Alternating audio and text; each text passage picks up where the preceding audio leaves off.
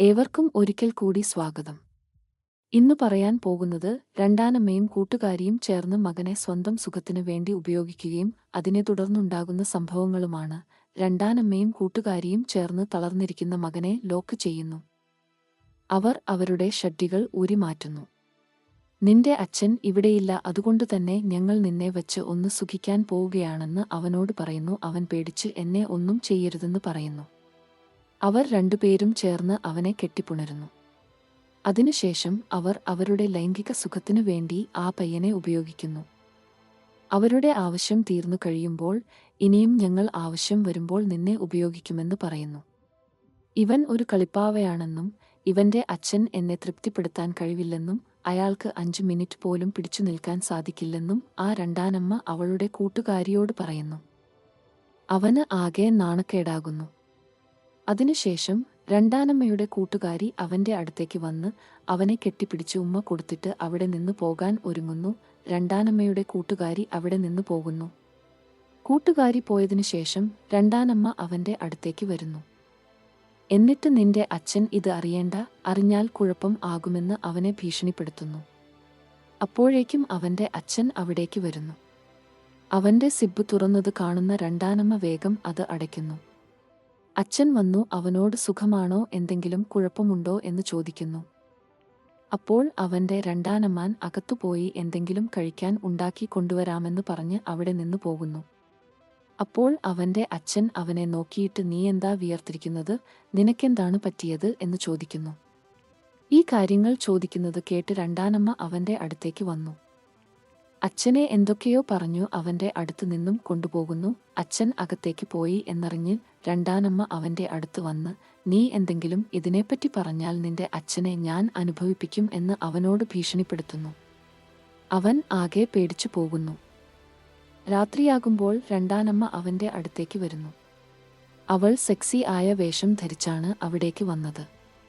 അവൾ അവന്റെ മുമ്പിൽ സെക്സിയായി പോസ് ചെയ്യുന്നു. അവൻ പേടിച്ച് എന്നെ ഒന്നും ചെയ്യരുതെന്ന് പറയുന്നു. ഞാൻ നിന്നെ സുഖിപ്പിക്കാൻ പോകുകയാണെന്ന് അവൾ പറഞ്ഞു.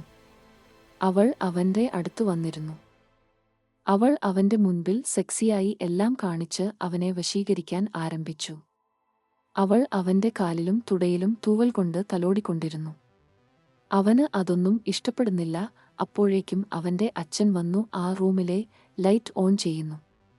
രണ്ടാനമ്മ പേടിച്ച് കട്ടിലിൽ നിന്ന് എണീറ്റു. നീയെന്താ ഇവിടെ എന്ന് അച്ഛൻ ഭാര്യയോട് ചോദിക്കുന്നു.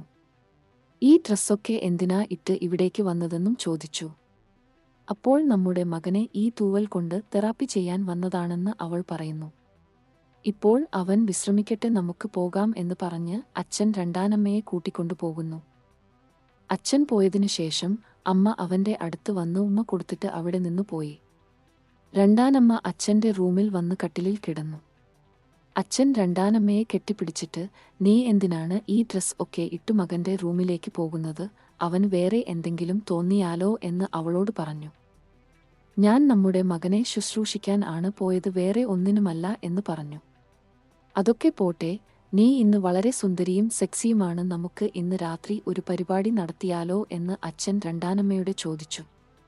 അപ്പോൾ രണ്ടാനമ്മ തനിക്ക് തലവേദനയാണെന്നും വേഗം കിടന്നുറങ്ങട്ടെ എന്നും പറഞ്ഞ് അച്ഛനെ ഒഴിവാക്കി. അങ്ങനെ അവർ രണ്ടുപേരും ഉറങ്ങി. അർദ്ധരാത്രിയായപ്പോൾ അമ്മ ഉറക്കം ഉണർന്നു.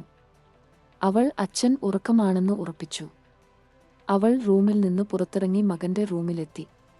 അവൾ ആ റൂമിലെ ലൈറ്റ് ഓൺ ചെയ്തു മകനെ എണീക്കൂ, ഞാൻ വീണ്ടും എത്തി, ഇത്തവണ നിന്നെ രക്ഷിക്കാൻ നിന്റെ അച്ഛൻ ഉണ്ടാവില്ല. അയാൾ ഉറക്കമായി എന്ന് പറഞ്ഞു. എന്നിട്ട് അവന്റെ പുതപ്പ് മാറ്റി. അപ്പോൾ അപ്രതീക്ഷിതമായി മകനു പകരം അച്ഛനാണ് ആ കട്ടിലിൽ കിടന്നത്.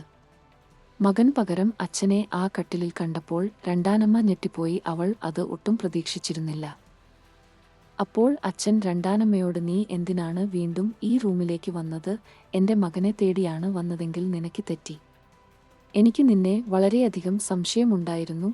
എന്റെ മകനെ നീ ഒരുപാട് ദ്രോഹിച്ചു. അവൻ എന്നോട് എല്ലാ കാര്യങ്ങളും പറഞ്ഞു. എന്റെ മകനെ ദ്രോഹിച്ച നിന്നെ ഞാൻ വെറുതെ വിടില്ല. നിനക്കുള്ള പണി ഞാൻ തരുന്നുണ്ടെന്ന് പറഞ്ഞ് അയാൾ പോലീസിനെ അകത്തേക്ക് വിളിച്ചു. ഒരു വനിതാ പോലീസ് വന്ന് അവളെ അറസ്റ്റ് ചെയ്തു കൊണ്ടുപോയി. അതിനുശേഷം അച്ഛൻ മകന്റെ അടുത്തുവന്ന് നിന്നെ ശ്രദ്ധിക്കാൻ പറ്റാത്തതിൽ ഖേദം ഉണ്ടെന്നും ഇനി എന്റെ മകന് ഞാൻ എപ്പോഴും കൂട്ടുണ്ടാവും എന്ന് അയാൾ ഉറപ്പു പറഞ്ഞു. മകന് വളരെ അധികം സന്തോഷമായി. ഈ വീഡിയോ ഇഷ്ടപ്പെട്ടെന്നു വിചാരിക്കുന്നു. ഇഷ്ടമായെങ്കിൽ ലൈക്ക് ചെയ്യുക. കൂടുതൽ വീഡിയോകൾക്ക് ചാനൽ സബ്സ്ക്രൈബ് ചെയ്യുക. വീണ്ടും വരും വരേക്കും ബൈ.